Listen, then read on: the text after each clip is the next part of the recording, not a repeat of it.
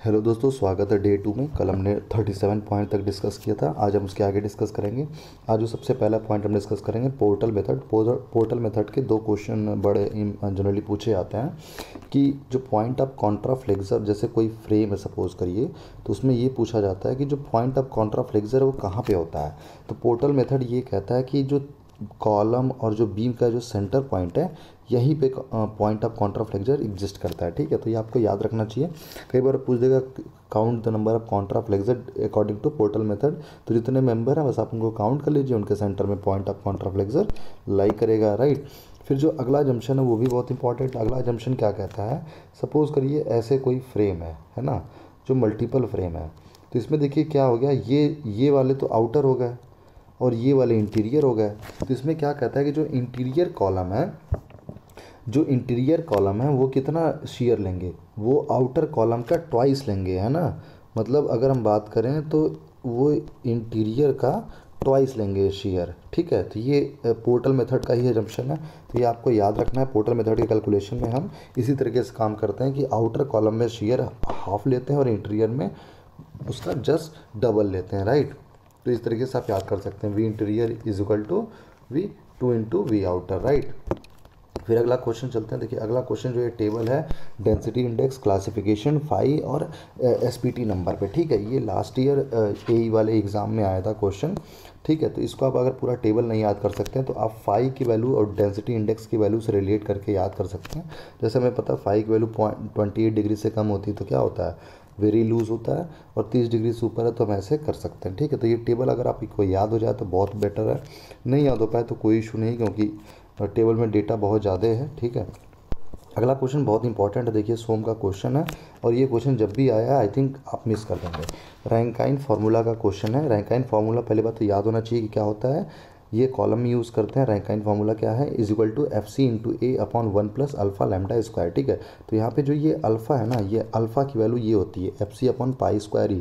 तो कई बार डायरेक्टली तो ये आपसे पूछ लेगा, कई बार या तो क्या करेगा आपसे बोलेगा कि अल्फ़ा की वैल्यू फॉर माइल्ड स्टील कितनी होती है। ठीक है, या फिर अल्फ़ा की वैल्यू कास्ट आयरन के लिए कितनी होती है। तो आपको पता होना चाहिए अल्फ़ा की वैल्यू माइल्ड स्टील के लिए 1/7500 होती है, कास्ट आयरन के लिए 1/1600 होती है, टिम्बर के लिए 1/750 होती है, और रॉड आयरन के लिए 1/9000 होती है। सेम चीज़ अगर वो सिंपली सपोर्टेड बीम और फिक्स बीम करके पूछेगा तो भी आप बता सकते हैं कि वो कितनी होती है। ठीक है, तो सिंपली सपोर्टेड के लिए 1/7500, फिक्स प्लस सिंपली सपोर्टेड के लिए 1/12500 और फिक्स के लिए 1/25000। ठीक है, तो ये आपको चीज़ याद रखनी। अब इसको करेंगे क्या आप इस वैल्यू की ये जो अल्फ़ा की वैल्यू है इसको इस फॉर्मूले में आप पुटअप करेंगे। यहाँ पे कैलकुलेट करने के लिए देगा तो आपको एफ सी दे रखेगा, ए दे रखेगा, लैम्डा भी दे देगा। तो आपसे पूछेगा कि पी आर की वैल्यू कितनी, तो अल्फ़ा की वैल्यू आप रख देंगे। तो टिम्बर के लिए 750, कास्ट आयरन के लिए 1600, माइल्ड स्टील के लिए 7500, रॉट आयरन के लिए 9500। ठीक है, तो आप आई थिंक आप याद करेंगे।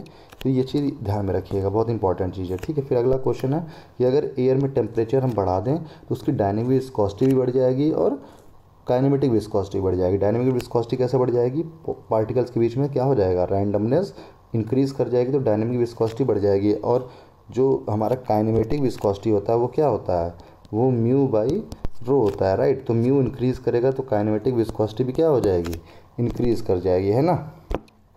तो ये चीज़ आपको याद रखनी चाहिए। अगला पॉइंट जो हमारा है कि फ्री वोर्टेक्स और फोर्स्ड वोर्टेक्स में कैसे डिफरेंस पता करते हैं। देखिए फ्री वोर्टेक्स जो है, फ्री वोर्टेक्स है वो सिंपली हमारा क्या होता है, उसका ग्राफ ऐसे जाता है ना। आपको याद रखना है जो फ्री वोर्टेक्स है वो क्या करता है, वो स्लाइड करता है। ऐसे याद रखेंगे, फ्री वोर्टेक्स क्या करता है, स्लाइड करता है। तो आपको याद रहेगा कि v इज इक्वल टू, ये किसका ग्राफ है, ये v is equal to 1/r का ग्राफ है। और जो फोर्स्ड वोर्टेक्स है वो जाहिर सी बात है हम जितना फोर्स देंगे वो उतना इंक्रीज करेगा, तो इसका ग्राफ ऐसे जाएगा, स्ट्रेट लाइन जाएगा। हम जितना उसको प्रेशर देंगे उतना ही तेज जाएगा, राइट। इस तरीके से आपको याद रखना है। तो फ्री वोर्टेक्स क्या हो जाएगा, स्लाइड करता है, और ये किसके लिए होता है, ये इररोटेशनल फ्लो के लिए होता है। ठीक है, और जो फोर्स्ड वोर्टेक्स होता है वो रोटेशनल फ्लो होता है। ठीक है, तो इसके अब जो इरिटेशनल फ्लो होता है वहीं पे क्या होगी, बर्नौली इक्वेशन वैलिड होगी, रोटेशनल में बर्नौली इक्वेशन क्या होगी, इनवैलिड हो जाएगी, राइट। तो आपको याद रखना है। इसके एग्जांपल क्या हो सकते हैं फ्री वोर्टेक्स के, देखिए flow through hole bottom of a container, है ना, कोई कंटेनर है उसके बॉटम पे होल है, तो जो ऑटोमेटिक पानी ऐसे वर्लपुल बनाते हुए जाता है उसको क्या कहते हैं, फ्री वोर्टेक्स कहते हैं, वो ऑटोमेटिकली करता है, हम उसमें कुछ नहीं करते हैं, है ना। तो इस तरीके से वर्लपुल इन रिवर भी जो जनरेट होता है क्या होता है, फ्री वोर्टेक्स होता है। और फोर्स वोर्टेक्स का बेस्ट एग्जांपल क्या रहेगा, सेंट्रीफ्यूगल पंप। पंप क्या करता है, पानी को ज़बरदस्ती एनर्जी दे रहा है और वो पानी क्या करता है, ऐसे ऐसे केसी में घूम के फिर ऊपर जाता है ना। तो इस तरीके से आप कह सकते हैं कि जो फोर्स वोर्टेक्स का एग्जांपल होगा वो सेंट्रीफ्यूगल पंप होगा और फ्री वोर्टेक्स का एग्जांपल वर्लपुल हो जाएगा, राइट। फिर देखिए वेव पैटर्न की बात करते हैं ओपन चैनल फ्लो में।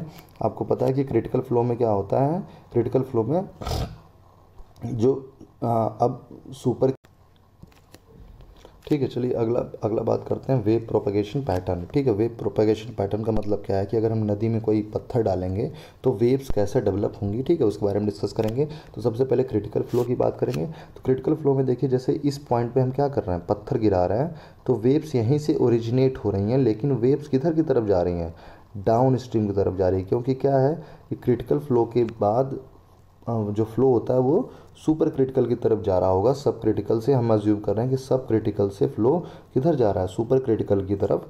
तो इसलिए वेव्स किधर जाना चाहेंगे, डाउन स्ट्रीम की तरफ, क्योंकि इधर ही वेलोसिटी क्या होगी, ज़्यादा होगी, तो वेव्स भी इधर ही ट्रैवल करेंगी, ठीक है, राइट। अगला क्वेश्चन है स्टिल वाटर का। तो स्टिल वाटर में आपको पता है कोई भी वेलोसिटी नहीं है, तो हम जहाँ पे स्टोन ड्रॉप करेंगे तो वेव्स उसके चारों तरफ ही प्रोपागेट करेंगी, राइट, उसके बिल्कुल सेंट्रल पॉइंट से। फिर अगर सब क्रिटिकल की बात करें तो आपको पता है सब क्रिटिकल में क्या होता है कि उसको हम ट्रांक्विल वाटर भी बोलते हैं। तो यहाँ पे जो डालेंगे, यहाँ पे क्या वेलोसिटी स्लो है लेकिन है, वेलोसिटी एग्जिस्ट करती है। तो ऐसा नहीं होगा कि जितना डाउन स्ट्रीम जाएगी वेव उतना ही अपस्ट्रीम जाएगा, ऐसा नहीं होगा। डाउन स्ट्रीम में थोड़ी ज़्यादा जाएगी क्योंकि वेलोसिटी किधर की तरफ है, डाउन स्ट्रीम की तरफ है, लेकिन इतनी ज़्यादा नहीं है कि अपस्ट्रीम को वेव को वो अपोज कर सके, राइट। तो अपस्ट्रीम में भी वेव जाएगी लेकिन कम जाएगी और डाउन स्ट्रीम में थोड़ी ज़्यादा जाएगी।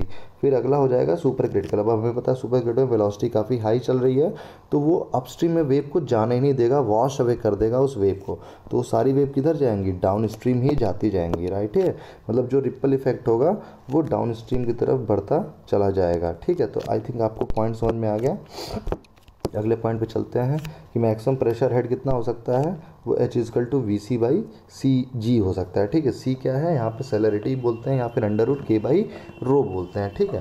फिर अगला पॉइंट है कि जो हमारा फ्रिक्शन सर्किल मेथड है और जो स्वीडिश सर्किल मेथड है वो क्या होता है। देखिए फ्रिक्शन सर्किल मेथड और स्वीडिश सर्किल मेथड किस पे बेस्ड है, ये बेस्ड है टोटल स्ट्रेस एनालिसिस पे, ठीक है।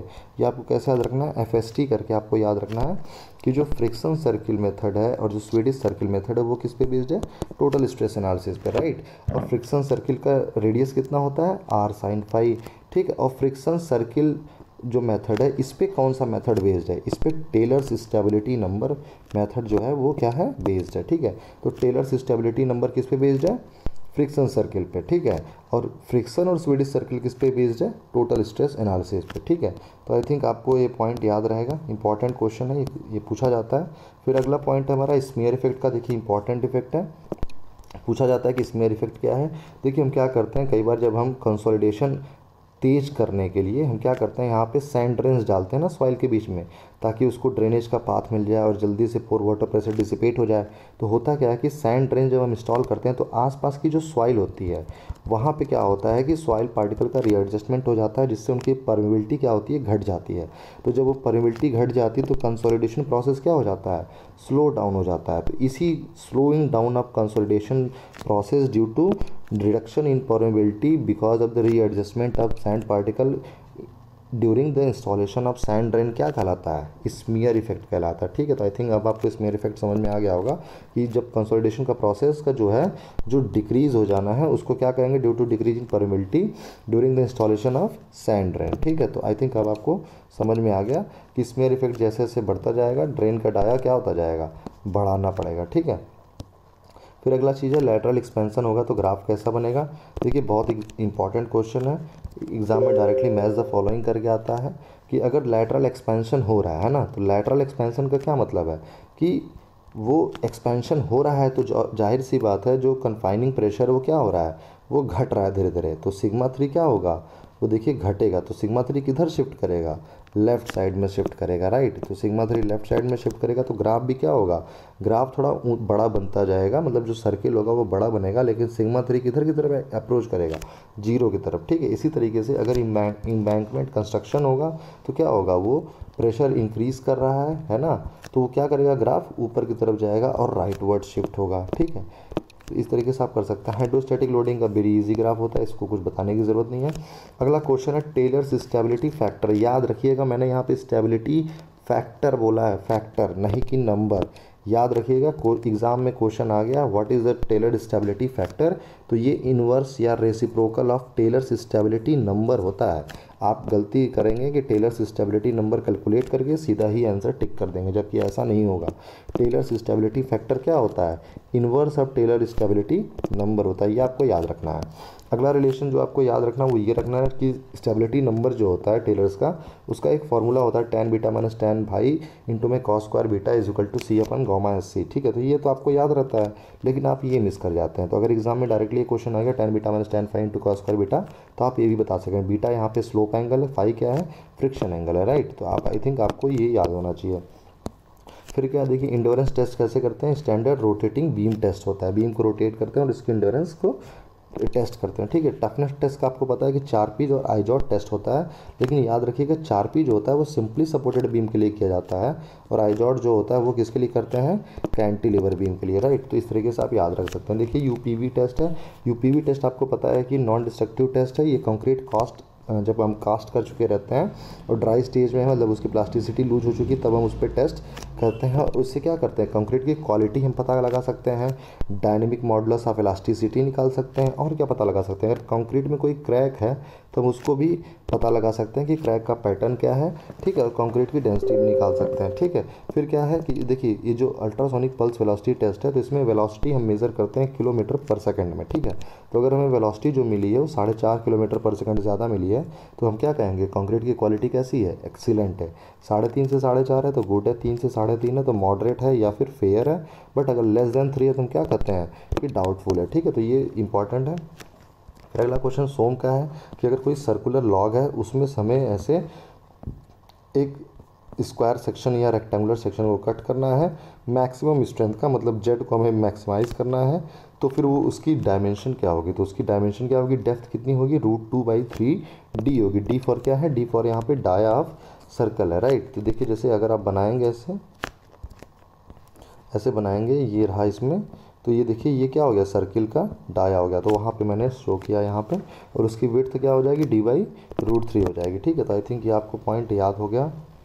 फिर अगला जो हमारा पॉइंट है कि डिफरेंशियल फ्री स्वेल टेस्ट को कैसे करते हैं, तो डिफरेंशियल फ्री स्वेल टेस्ट जो है वो क्या करते हैं, पहले वाटर में हम डाल के सॉइल का वॉल्यूम मेज़र करते हैं, फिर केरोसिन में डाल के मेज़र करते हैं, फिर क्या करते हैं, water minus kerosene upon kerosene, ये क्या है, वॉल्यूम के टर्म्स में लिखा है मैंने कि volume of water, volume in kerosene and volume in kerosene से डिवाइड कर देंगे तो परसेंटेज डिफरेंशियल स्वेलिंग आ जाएगी, ठीक है। तो अगर 0 से 20 तक है तो लो डिफरेंशियल स्वेलिंग है, 20 से 35 है तो मॉडरेट है, 35 से 50 है तो हाई है, ग्रेटर देन 50 रहेगा तभी वेरी हाई होगा, ठीक है। तो याद रखिएगा ये टेबल में क्वेश्चन डायरेक्टली आता है, वैल्यू पूछी जाती है और पूछा था कितना इसका स्वेलिंग है, ठीक है। फिर एक्टिविटी ऑफ मिनरल का क्वेश्चन मैच द फॉलोइंग सीधा सीधा आ सकता है। आपको याद रखना कि क्वार्ट्ज की एक्टिविटी कितनी होती है, 0 होती है, ठीक है। और सबसे कम किसकी होती है, जो तीनों ये हैं इसमें केओलिनाइट की होती है 0.4 से 0.7 तक, ठीक है। उसके बाद इलाइट की होती है 0.7 से 1 तक। मॉन्ट मोरिलो नाइट में क्या होता है, जब कैल्शियम मॉन्ट मोरिलो नाइट है तो 1.5 तक ही रहती है, लेकिन जो सोडियम मॉन्ट मोरिलो नाइट है उसकी वेरी हाई एक्टिविटी होती है। तो आपको याद रखना है हाईएस्ट एक्टिविटी किसकी होती है, सोडियम मॉन्ट मोरिलो नाइट की, ठीक है। अगला क्वेश्चन बहुत इंपॉर्टेंट है कि वाटर टैंक में मिनिमम ग्रेड कौन सा इस्तेमाल करते हैं। अगर हम पीसीसी कर रहे हैं तो M20 हमें इस्तेमाल करना है मिनिमम, और अगर हम आरसीसी काम कर रहे हैं तो मिनिमम M30 करना पड़ेगा, लेकिन अगर प्री कास्ट किया तो कौन सा हो जाएगा, M40, राइट।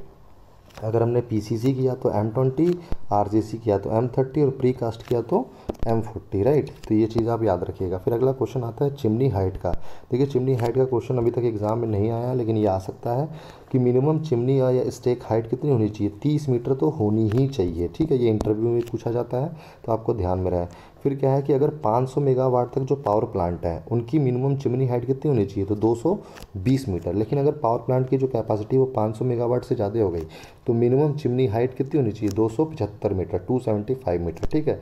फिर एक हमारे पास दो फॉर्मूला भी है जो कोडल प्रोविज़न में दिया गया है कि अगर जो पावर प्लांट है वहाँ से particulate matter ton per hour में मेज़र किया जाता है तो चिमनी की हाइट कितनी होनी चाहिए, 74 इंटू में QP is what, discharge of particulate matter in ton per hour की पावर 0.27। तो हाइट की फॉर्मूला क्या हो जाएगा, 74 इंटू क्यूपी इंटू की पावर 0.27, ठीक है। और अगर सल्फर डाइऑक्साइड है तो उसको हम केजी पर आवर में मेज़र करते हैं तो उसका फॉर्मूला क्या हो जाएगा, H is equal to 14 into Q S is what, discharge of sulphur dioxide in KG per hour, ठीक है, की पावर 1/3, ठीक है। तो आई थिंक आपको याद रहेगा, ये कोडल में भी दिया हुआ है, ठीक है। अगर किसी डिस्ट्रीब्यूशन पाइप में लीकेज हो रहा है तो उसको हम कैसे मेजर करेंगे कि लीकेज कहाँ हो रहा है, तो हम साउंडिंग रॉड मेथड इस्तेमाल कर सकते हैं, Deacon's waste water major meter इस्तेमाल कर सकते हैं और एचजीएल प्लॉट कर सकते हैं, ठीक है।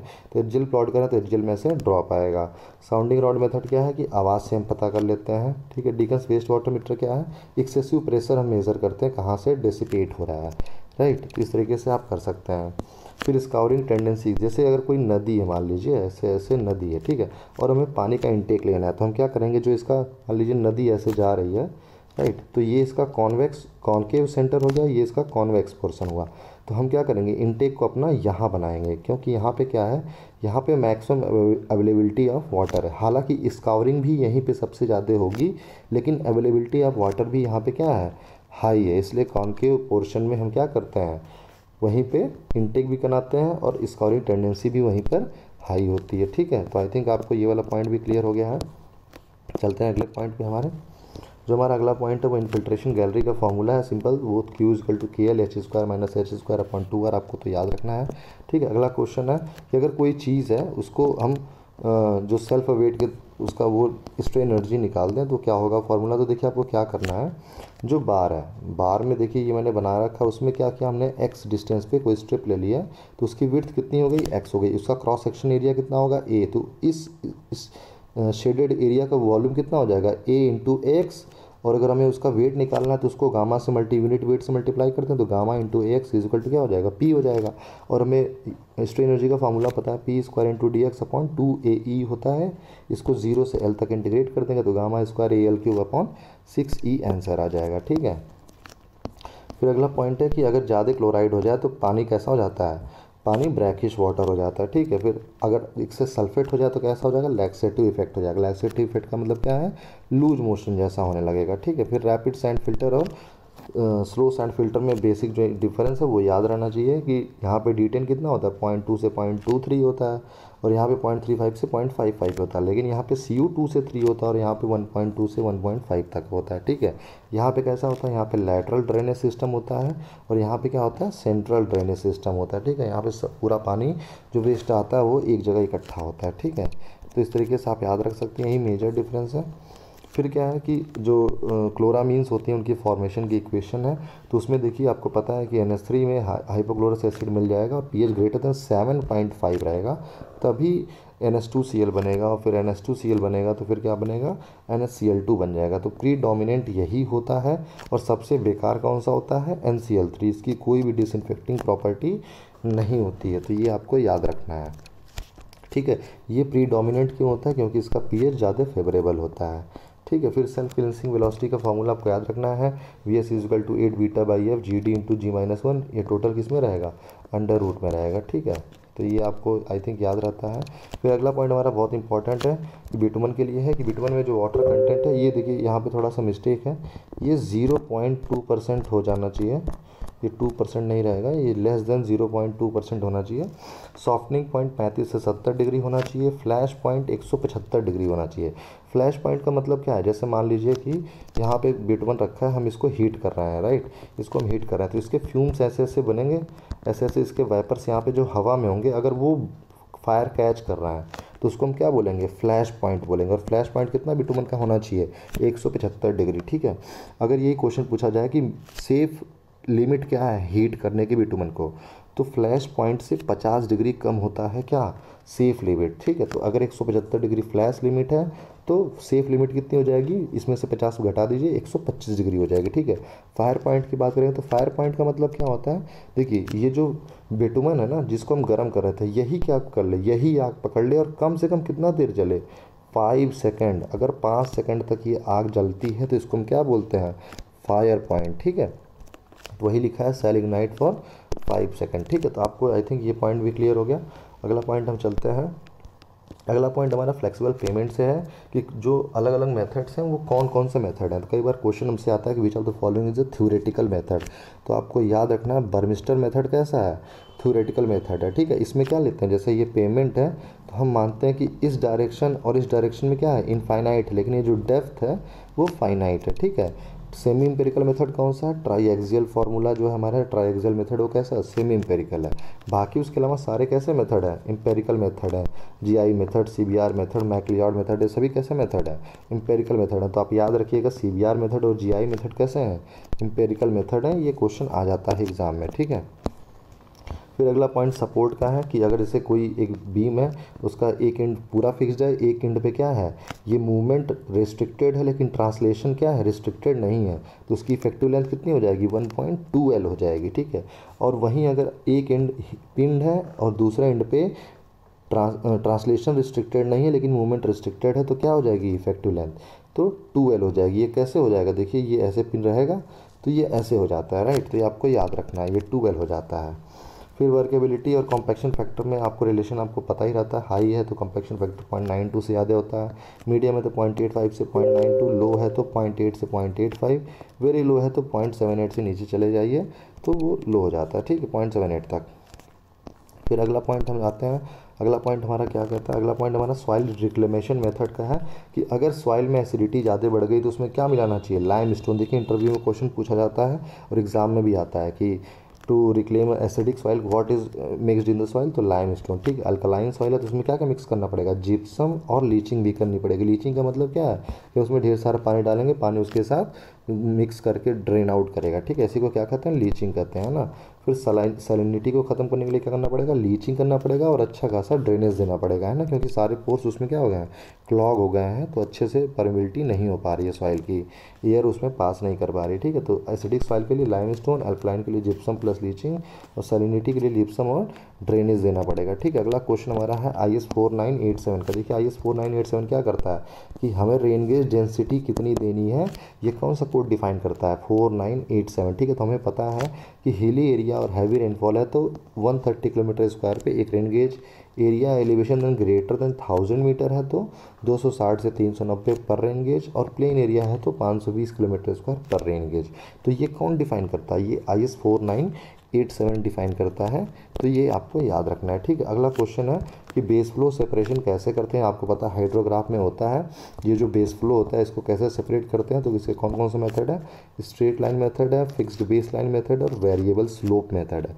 तो ये तीनों मेथड आप याद रखिएगा, एग्जाम में पूछा सकता है which of the following is not a method of base flow separation, तो आपको याद रहेंगे कि स्ट्रेट लाइन, फिक्स लाइन और वेरिएबल वाला है तो चौथा आप एलिमिनेट कर लेंगे, ठीक है। तो ये आज का डे 2 था। थैंक यू सो मच, और वीडियो अच्छे लगे तो प्लीज़ लाइक शेयर और सब्सक्राइब करिए। इसका PDF आपको मेरे टेलीग्राम चैनल सिविल कंसोलिडेटेड पे अवेलेबल हो जाएगा। टेलीग्राम चैनल का मेरे लिंक डिस्क्रिप्शन में दिया गया है और ध्यान सर के भी टेलीग्राम चैनल का लिंक डिस्क्रिप्शन में है, आप जाके वहाँ से ज्वाइन कर सकते हैं। Thank you so much for joining me.